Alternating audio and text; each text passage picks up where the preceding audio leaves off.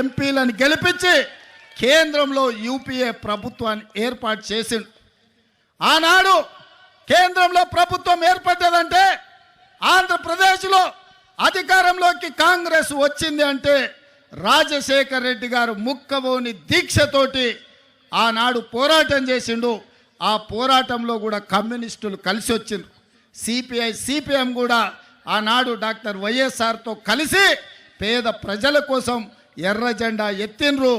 ఎర్ర జెండా కూడా ఆనాడు కాంగ్రెస్తో కలిసింది.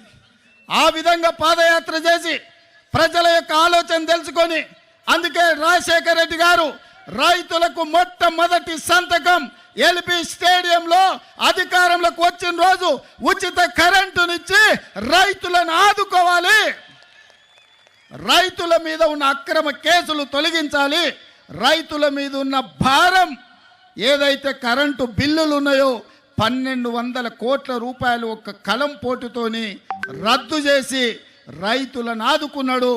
రైతులను వ్యవసాయం దండుగా కాదు వ్యవసాయం పండుగ అని ఆ ఉచిత కరెంటు ద్వారా వైఎస్ఆర్ మనకు నిరూపించిండు. అదేవిధంగా ఆరోగ్యం అందక సర్కారు దవాఖానకు పోతే అక్కడి నుంచి అక్కడనే శ్మశానానికి పోయే రోజులు. పేదలను ఆదుకోవాలంటే రాజీవ్ ఆరోగ్యశ్రీ ఉండాలి. పేదలకు 2 లక్షల రూపాయలతోని ఉచితంగా వైద్యాన్ని అందించి అపోలో యశోద లాంటి ఆసుపత్రులు పేదవాళ్ళు ఎన్నడూ చూడలే. కానీ వైఎస్ఆర్ గారు ముఖ్యమంత్రిగా రాజీవ్ ఆరోగ్యశ్రీ పథకం తీసుకొస్తే బాజాప్తా శ్రీమంతులతో పాటు అపోలో యశోద హాస్పిటల్లో రాజీవ్ ఆరోగ్యశ్రీ అమలు జరిగింది. ఇదే కాదు, పేదవాళ్ళ బిడ్డలు చదువుకోవాలి, శ్రీమంతుల పిల్లలే నారాయణ లేకపోతే చైతన్యంలో ప్రైవేటు కాలేజీల్లో చదువుకుంటుంటే పేదల బిడ్డలకు బీసీలకు బడుగులకు బలైన వర్గాలకు విద్య దూరం అవుతుంటే రాజశేఖర రెడ్డి గారు ఆలోచన చేసిండ్రు.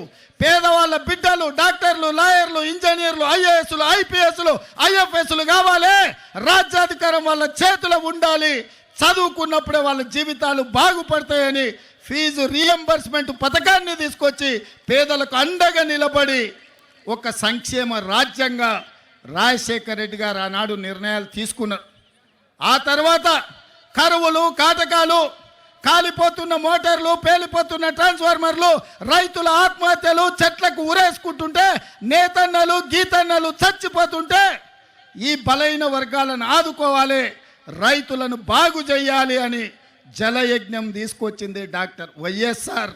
జలయజ్ఞంలో భాగంగానే మీ పోలవరం ప్రాజెక్టుకు మొట్టమొదటి పునాది రాయబడ్డదన్న సంగతి ఇవాళ ఆంధ్రప్రదేశ్ ప్రజలకు నేను గుర్తు చేయదలుచుకున్నా. మీ హంద్రీ నీవా లాంటి ప్రాజెక్టులు, పోతిరెడ్డిపాడు లాంటి ప్రాజెక్టులను రాజశేఖర రెడ్డి గారు కరువు నేలైన రాయలసీమకు నీళ్ళు ఇవ్వడం ద్వారా నా జన్మ ధన్యమవుతుందని ఆ రోజు వారు మొదలు పెట్టిండ్రు.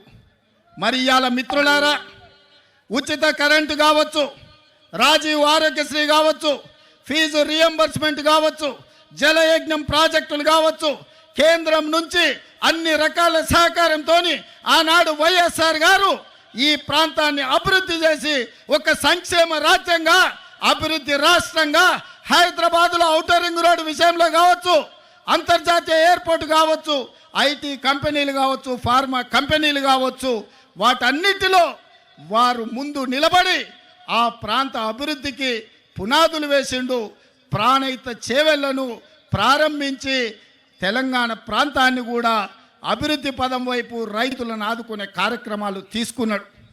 మరి నేను ఇవాళ అడుగుతున్న మిత్రులారా, ఇవాళ రాష్ట్రాలుగా మనం విడిపోయినాం, కానీ తెలుగు వాళ్ళుగా కలిసి ఉండాలి, ఒకరికొకరం తోడుగా ఉండాలి.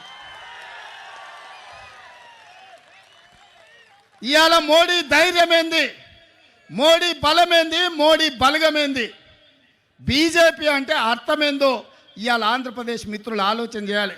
బీజేపీ అంటే బాబు, జగన్, పవన్, ఈ ముగ్గురు బీజేపీ.